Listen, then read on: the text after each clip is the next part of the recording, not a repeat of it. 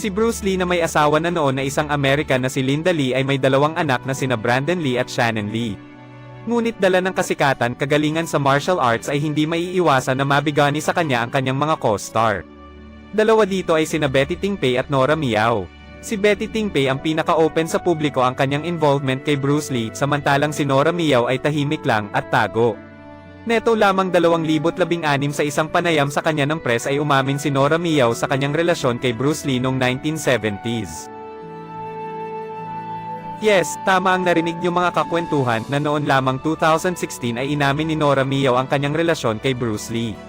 Ayon sa kanya, nagsimula ang lahat nung ginagawa nila ang movie na Fist of Fury, na kung saan ay may eksena silang dalawa ni Bruce Lee na magniniig o may kiss and see, pero ayon sa kanya na hindi naman niya ninais na iwan ni Bruce Lee ang kanyang asawa o pamilya. Iyon lang ang gusto niya, ang main love, at masaya na siya sa ganon.